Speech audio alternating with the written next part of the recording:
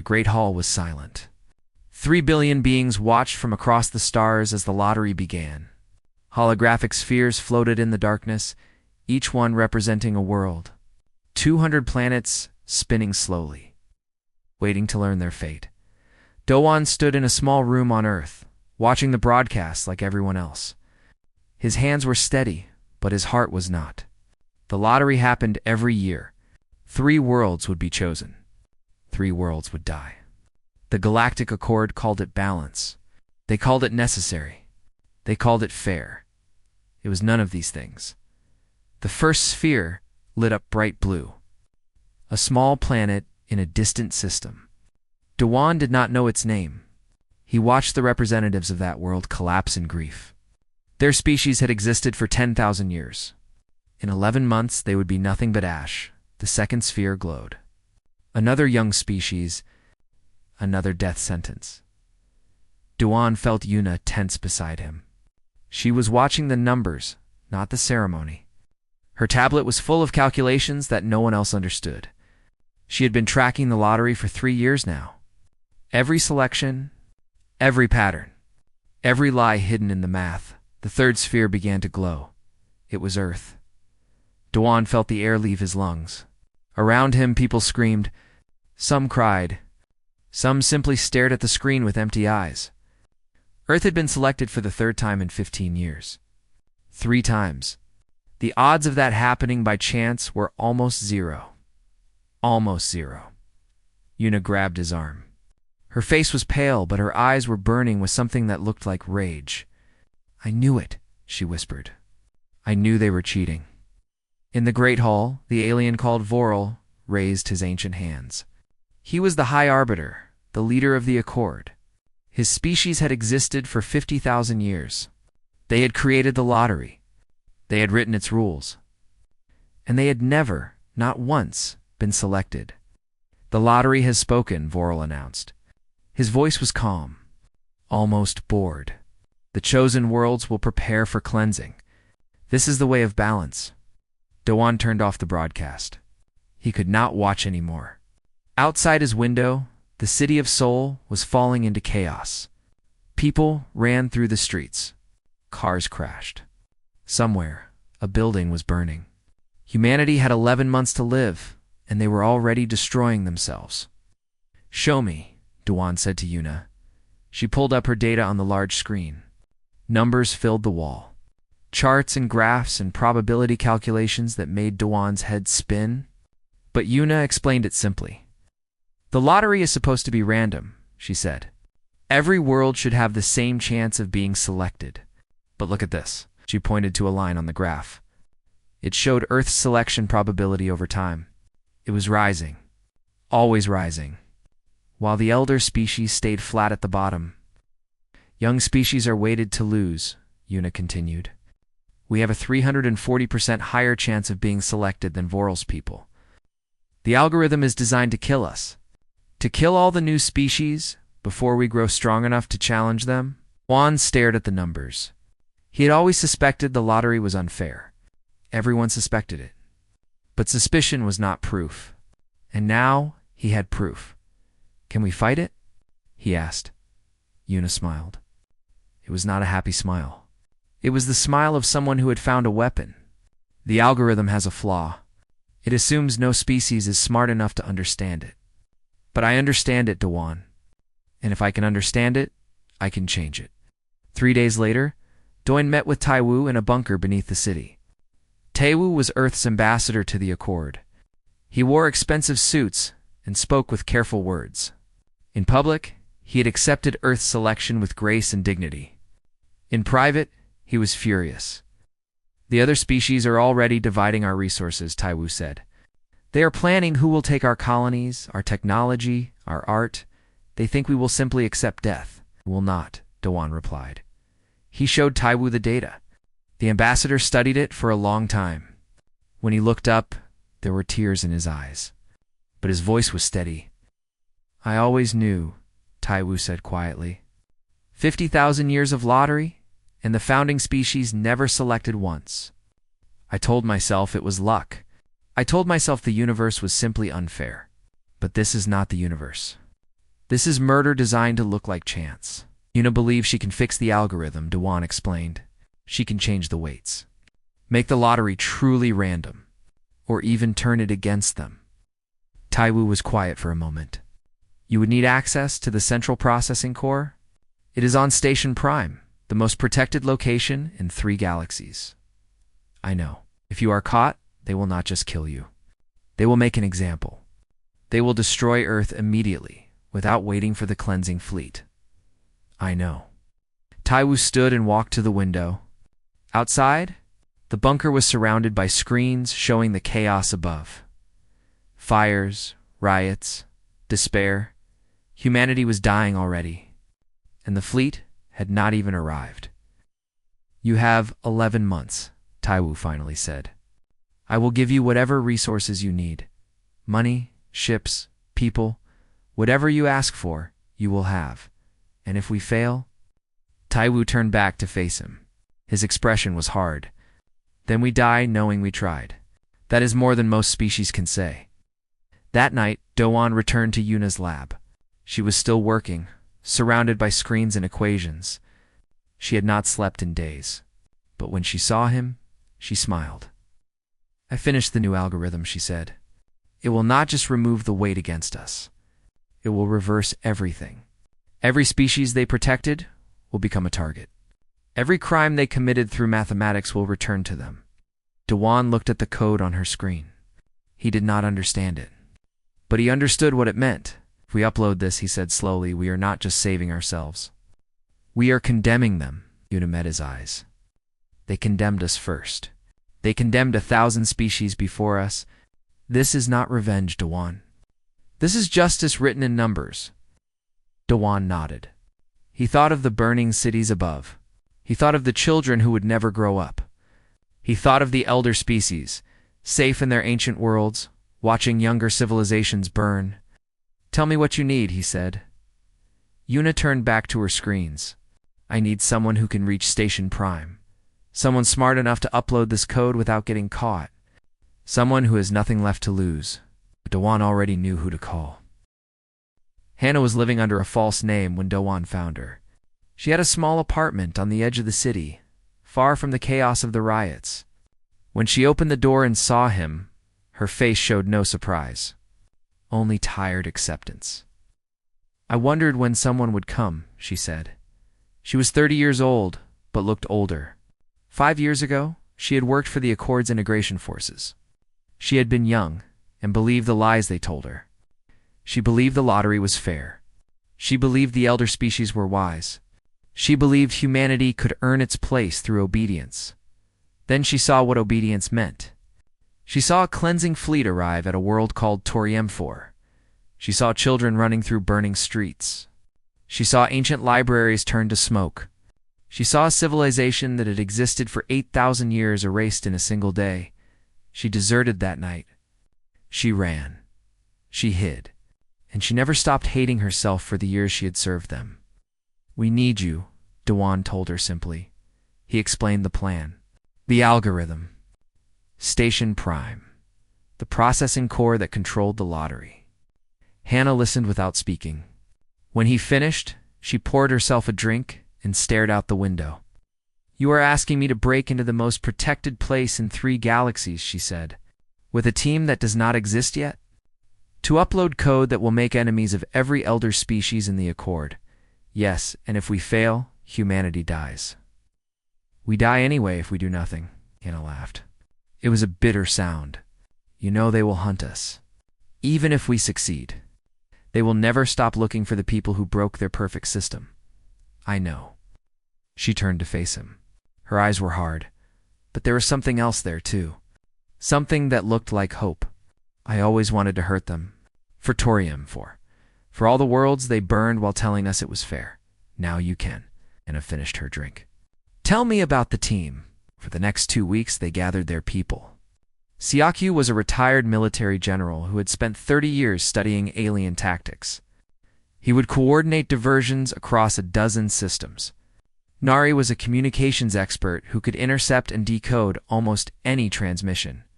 She would be their ears in the dark, and Yuna would guide them all with mathematics. They worked in secret. in bunkers and hidden rooms, always moving. The Accord had spies everywhere. One wrong word could end everything. Nari made the first breakthrough. She intercepted a partial transmission from Station Prime itself. The message was encrypted, but inside she found something valuable, a schematic of the station's maintenance sector. "This is our way in," she announced to the group. Station Prime uses worker species for basic repairs. Small aliens from conquered worlds. They are so common that nobody watches them closely. "Can we pass as them?" Hannah asked. "No, but we can pass as their supervisors. Humans are considered too primitive to be threats. They will not look twice at us." Dewan studied the schematic. Station Prime was enormous. A moon-sized structure floating at the center of Accord space. Millions of beings lived there. Thousands of species.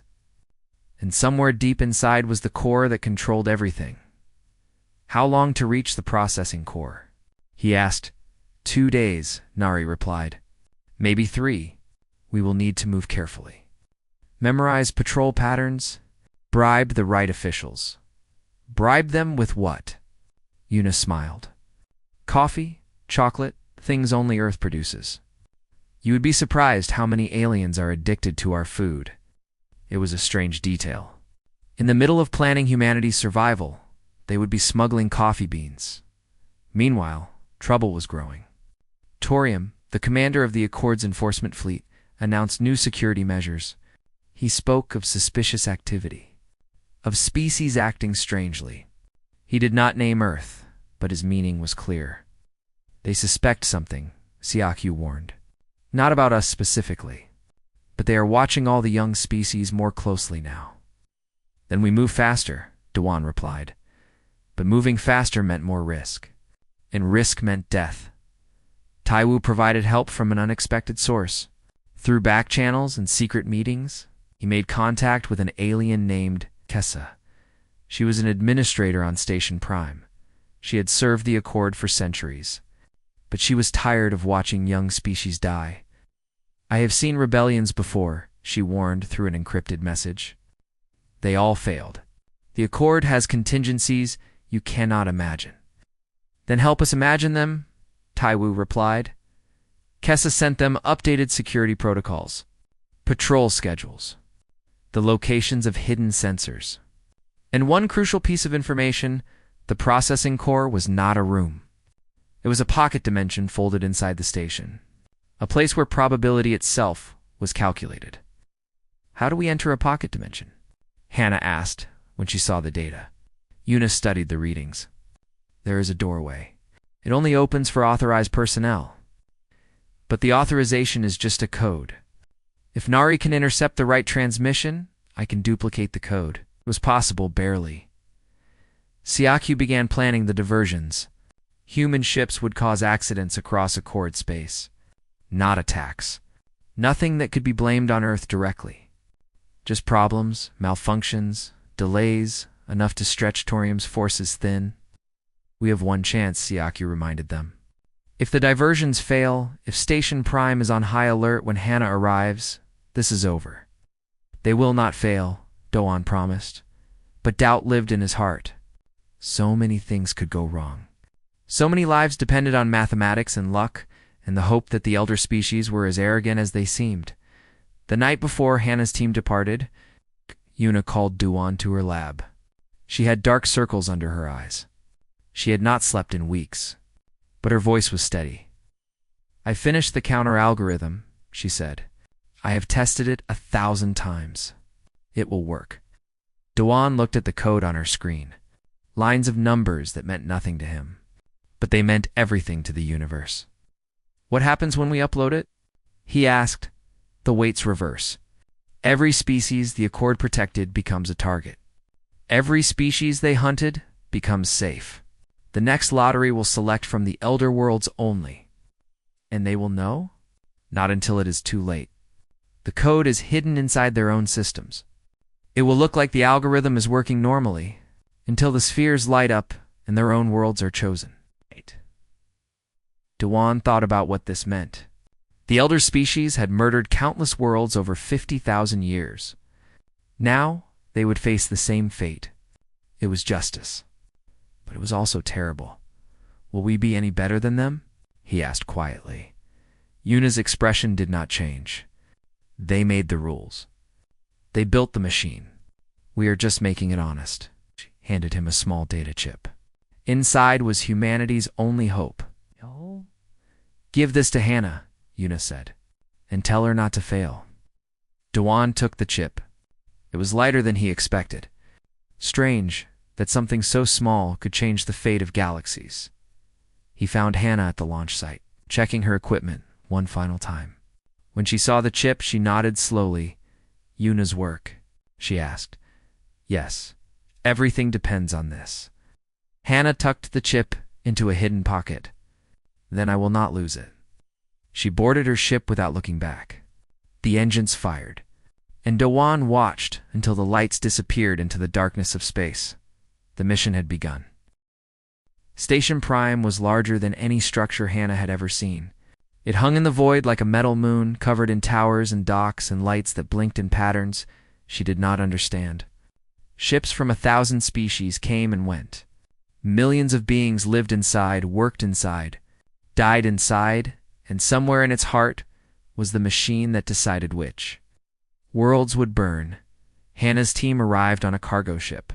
Disguised as maintenance supervisors from a minor colony, their documents were perfect. Nari had spent weeks creating them. When the security officers scanned their identification, nothing appeared wrong. Purpose of visit? The officer asked. He was tall and gray with too many eyes. Routine inspection of cooling systems, Hannah replied calmly. Sector 7. The officer looked bored. He waved them through without a second glance. Humans were beneath his notice. Too primitive, too weak. Not worth watching, it was exactly what they had counted on inside the station. Everything was overwhelming. The corridors were vast, built for species much larger than humans. Lights and sounds came from every direction. Thousands of aliens walked past, speaking languages that Hannah's translator could barely process. Her team stayed close. 3 humans, trying to look like they belonged. Trying not to show fear. First checkpoint in 2 hours. Nari's voice crackled through their hidden earpieces. She was watching them from Earth, tracking their location through the signal relays they had planted. Move slowly. Do not attract attention. For 2 days, they followed the plan. They memorized patrol routes. They noted which corridors were busy and which were empty. They found the officials who could be bribed and the ones who would report them. The bribes worked better than expected. Coffee was rare in Accord space. Chocolate was almost mythical. When Hannah offered small packets to the right aliens, their eyes went wide with desire. They looked the other way when her team passed restricted areas. They forgot to check identification. It was almost too easy. On the 3rd day, they reached the processing sector. It was deep inside the station, far from the crowded public areas. The corridors here were quieter, cleaner. The air tasted different, charged with energy that made Hannah's skin tingle. The core entrance is ahead. Yuna's voice came through the earpiece. She was guiding them from her lab, watching their progress on a map of the station. There should be a door marked with 3 circles. Hannah saw it. A massive door made of metal that seemed to shimmer. The 3 circles glowed faintly blue. 2 guards stood beside it, tall and armed. Authorization code ready, Nari reported. Sending now. Hannah approached the guards. Her heart was pounding, but her face showed nothing. She had trained for moments like this. She had survived worse. Maintenance inspection, she said, holding up her false identification. Core integrity check, ordered by Administrator Kessa. The guards looked at each other. One of them touched a panel on the wall. Hannah held her breath. If the code was wrong, if Kessa's name raised suspicion, everything ended here. The door opened. Proceed, the guard said flatly. Hannah stepped through. The door closed behind her. The processing core was not a room. Yuna had tried to explain it, but words could not capture the reality. Hannah stood in a space that had no walls, no floor, no ceiling. Stars floated around her. Probability itself was visible, threads of light connecting possible futures. Weaving together and apart, and at the center was the machine, a sphere of pure energy, pulsing with the calculations of the lottery. Every selection ever made, every death ever ordered, all of it flowing through this single point. "You have 40 minutes before the security rotation," Una said. Her voice was tense. "Find the input terminal." Hannah moved through the impossible space, walking on nothing, trusting that the floor existed even though she could not see it. Ahead, she saw a console made of light. The interface for the algorithm. She reached it. Her hands were shaking as she pulled out the data chip. Inserting now, she reported. The chip slid into a slot that seemed to appear just for it. Lines of code flowed across the console. Una's algorithm, entering the heart of the system. Rewriting rules that had existed for 50,000 years? "Upload at 30%, Una announced. "Keep the connection stable." Hannah watched the numbers climb. 40%. 50. Each second felt like an hour. Then the alarm started. Not here. Somewhere else on the station. Red lights pulsed in the distance. Warning sounds echoed through the dimension. "What is happening?" Hannah demanded. Nair's voice was tight with fear. "They found Kessa," someone reported her. "Torium's forces are moving through the station." The upload was at 70%. "Can we finish in time?" "I do not know." "Torium is coming to the processing sector. He suspects the core has been compromised." Hannah stared at the console, willing it to move faster. Her team was waiting outside. If Torium arrived, they were all dead. 90%, voices outside the door, shouting. The guards were being questioned. 95%, the door began to open. 100%. Upload complete. Hannah pulled the chip and ran. Not toward the door, toward the shadows at the edge of the dimension. Una had told her about the emergency exits. Maintenance hatches that even the Accord had forgotten. She found one. A crack in reality, barely visible. She threw herself through it, cold, darkness, then light. She was in a service corridor. Pipes and wires surrounded her. The air smelled of oil and metal. Behind her, she could hear Torium's voice, ordering the core to be searched. They would find nothing. The algorithm was already hidden inside the system, invisible. Waiting, Hannah ran. It took her 4 hours to reach her team. They were hiding in a cargo bay, surrounded by crates of alien goods. When she appeared, covered in grease and breathing hard, they stared at her with wide eyes. "Did it work?" one of them asked. "The upload is complete," Hannah confirmed, "but we need to leave now." They escaped on a refugee transport, hiding among species fleeing the station's sudden lockdown. Torium's forces searched every ship. But humans were still beneath notice, primitive, harmless, not worth a second look, as the station shrank behind them. Hannah sent a single message to Earth. Mission complete. Status unknown. On Earth, Dewan received the message. He showed it to Una. She read it 3 times, then closed her eyes. "Unknown," she whispered. "We uploaded the code, but we do not know if it integrated. We do not know if they found it. We do not know if it will work." "What do we do now?" Dewan asked. Una opened her eyes. "We wait. The lottery is in 3 months. We will know then. When months. 90 days of not knowing whether humanity would live or die. 90 days of watching the cleansing fleet gather. 90 days of hope and fear mixed together until they became the same thing." Dewan looked out at the sky. Somewhere up there, Station Prime was hunting for evidence of their crime. Somewhere up there, Kessa was being dragged before Vorel for judgment. And somewhere inside the lottery's code, Una's algorithm was waiting to change everything if it worked. Kessa died on a Tuesday. The broadcast reached every world in the Accord. Vorel stood before the gathered species, his ancient face showing no emotion as he read the charges. Conspiracy against the balance. Aiding unworthy species. Betraying the sacred trust of the lottery. Kessa stood in chains, her eyes looking at nothing. She did not speak. She did not beg. When the execution beam struck her, she simply stopped existing. 1,000 years of life ended in a flash of light. Vorel's voice filled the silence. Those who aid the unworthy share their fate.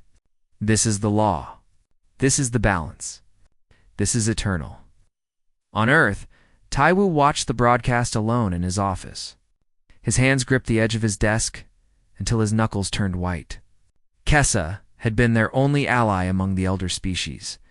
She had risked everything to help them, and now she was gone. "I am sorry," he whispered to the empty room. "I am so sorry." But sorry changed nothing. The cleansing fleet was still coming. 800 warships gathered at the edge of Earth's solar system. They were massive, each one capable of burning a continent in minutes. They hung in the darkness like patient predators, waiting for the lottery to confirm what everyone already believed. Earth would be selected again.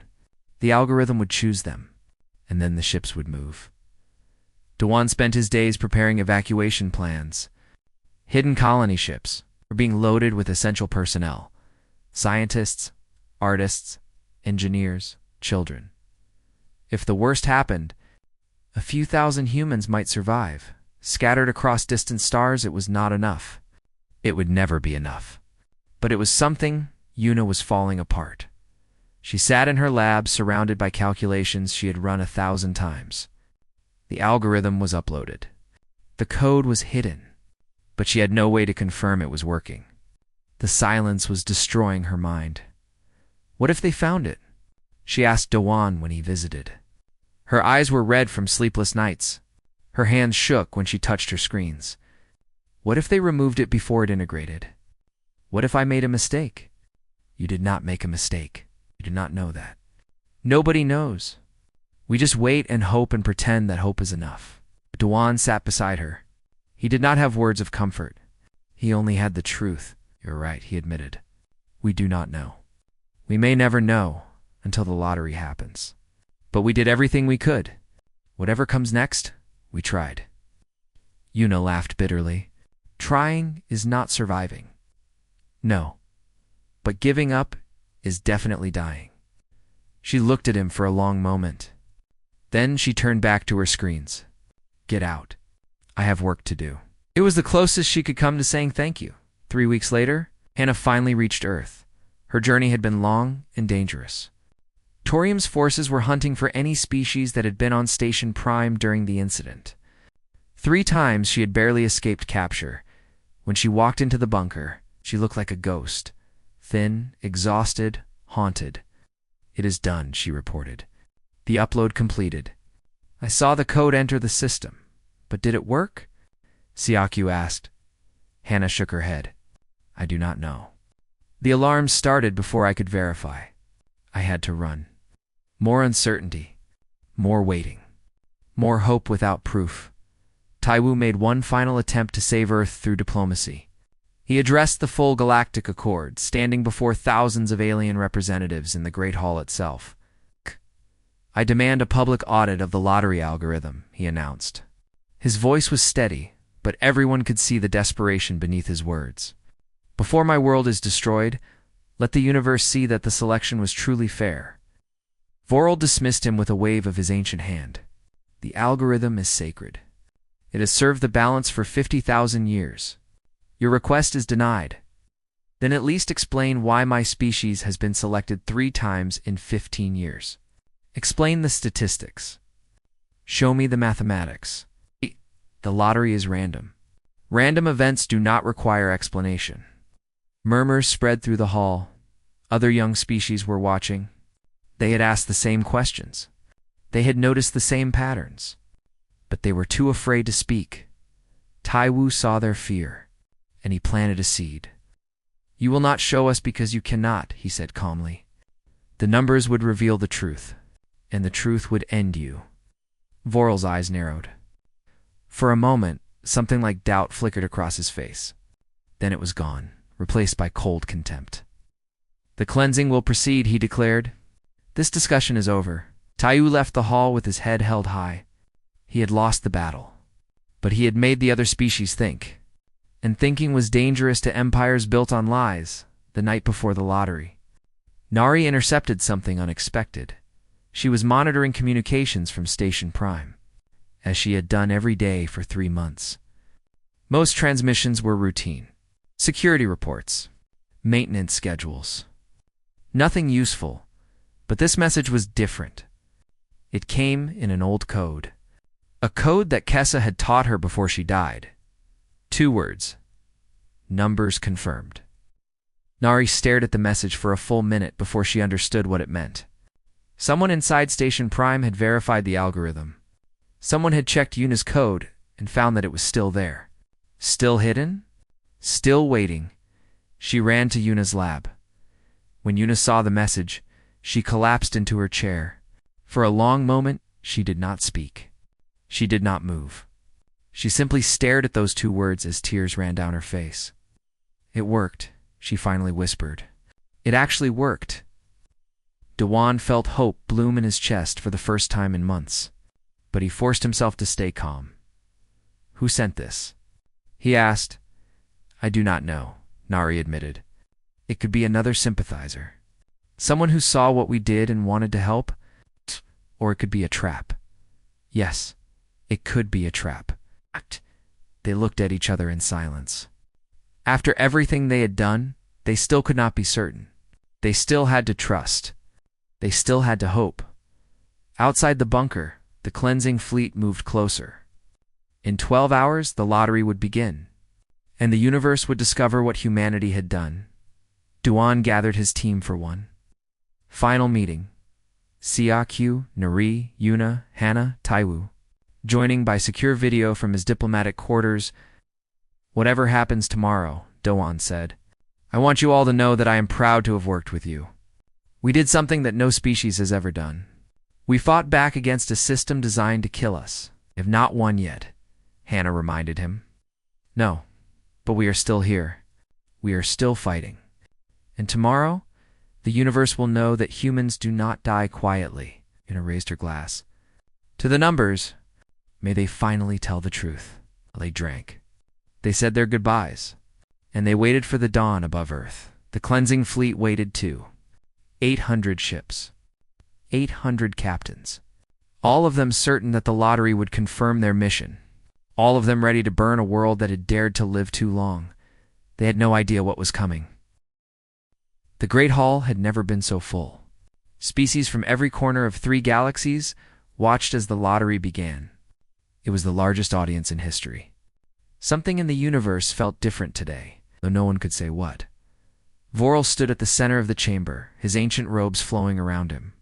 He raised his hands, and silence fell across 1 trillion screens.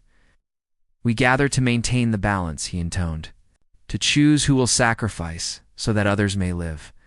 This is the way. This has always been the way. 300 spheres appeared in the void above him. Each one represented a world. Each one glowed with soft light, waiting to learn its fate. On Earth, Dewan watched with his team gathered around him.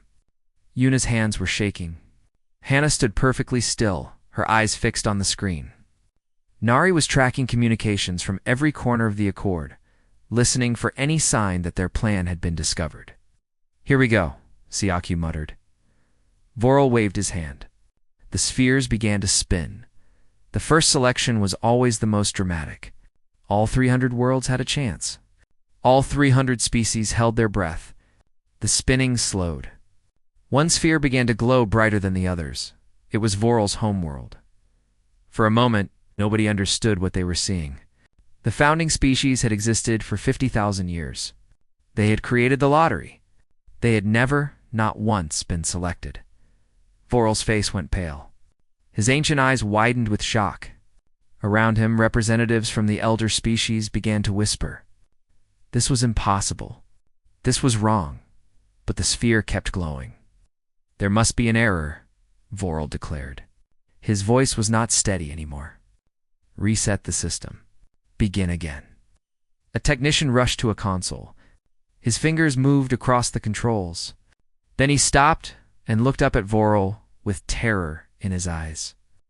There is no error, High Arbiter. The algorithm is functioning perfectly. The second selection began. The spheres spun again. And again, an elder world was chosen. A species that had sat on the Accord Council for 30,000 years. A species that had voted to cleanse dozens of younger civilizations. Panic spread through the Great Hall. The third selection chose another founding world. 3 elder species. 3 death sentences. The mathematical probability of this happening by chance was essentially 0. Vorel screamed for the lottery to be stopped. He demanded the algorithm be examined. He threatened punishment for anyone involved in this sabotage. But the rules were clear. The rules were written by the elders themselves. Once begun, the lottery could not be stopped. The selections were final. The cleansing would proceed. Those were the laws they had created to trap younger species. And now, those laws trapped them. Taiwu rose from his seat in the audience. His voice carried across the chaos of the hall. "You designed a fair system," he announced. Every screen in the galaxy carried his words. "We simply understood it." Vorel turned to face him. The High Arbiter's expression was twisted with rage and fear. "What did you do? What did your species do to the sacred algorithm?" Taiwu smiled. It was not a kind smile. "We made it honest. For the first time in 50,000 years, the lottery is truly random. Or perhaps you would like to explain to the universe why fairness suddenly favors you less." He said nothing more. Let them wonder. Let them fear. Let them imagine what humanity was capable of. The cleansing fleet received new orders. Turn away from Earth. Target the elder homeworlds. Prepare for the cleansing of the founding species. They refused. For the first time in Accord history, a military fleet mutinied. The captains looked at the death sentences passed on their own worlds and chose loyalty to their species over loyalty to the Accord. Ships broke formation. Some turned back. Some simply stopped. Waiting for new orders that made sense. Chaos spread across 3 galaxies. Vorel retreated to station. Prime. He ordered his technicians to examine every line of the algorithm's code. They searched for days. When they finally found Yuna's work, they stared at it in disbelief. It was elegant. It was invisible. It reversed 50,000 years of weighted probability with mathematical precision. Every statistical crime the elders had committed now rebounded on them. Every young species they had condemned was now protected. Every founding world that had been safe was now a target. Vorel understood. He understood that humanity had not just saved themselves, they had changed everything. Over the following months, the old order collapsed. Young species across the Accord refused to participate in a lottery they now knew was rigged. Elder species, facing extinction for the first time, suddenly found the system unfair. Emergency councils were called. Debates raged. Ancient alliances shattered. In the end, they had no choice. The cleansing was abolished. The lottery was ended. A new Accord formed from the ashes of the old. Humanity was given a founding seat. Doan stood at the first Congress of the new Accord. Around him, representatives from hundreds of species gathered to write new rules for a new era. No more cleansing. No more weighted algorithms. No more murder disguised as balance. It was not a perfect victory. Many elder species still hated humanity. Many young species were still weak. The scars of 50,000 years would not heal quickly, but the killing had stopped. That was enough. On the final night of the Congress, Doan stood on a balcony overlooking the city of Seoul. Ships from 100 worlds filled the sky. Lights and colors from civilizations that had almost become ashes. Life that had almost been extinguished. Yuna joined him. She looked better now. She had slept. She had eaten. The despair that had consumed her was gone, replaced by something quieter. Something like peace? Do you think we did the right thing? She asked. Doan considered the question. They had condemned elder species to face the system they created. They had used lies and manipulation and theft. They had risked everything on a mathematical gamble. I do not know if it was right, he admitted. But I know it was necessary. We survived. We made sure no one else has to face what we faced. That is enough for me, Una nodded slowly. They taught the universe that survival was a game. We just learned to play it better. Somewhere in the archives of the old Accord, in files that would never be opened again, a single note remained in the lottery's corrupted code. A message that Yuna had hidden in the mathematics for whoever might find it. You taught the universe that survival is a game. Humanity learned to play. Dewan watched the stars. So many worlds. So many species. So many possibilities now open that had been closed before. What happens next? Yuna asked. I do not know, Dewan replied. But for the first time, we get to find out. They stood together in the night, watching the ships come and go, watching the lights of 100 civilizations paint the sky with hope. The lottery was over. Humanity had won. And somewhere in the vast darkness of space, the universe remembered a lesson it would never forget. Never underestimate a species with nothing left to lose.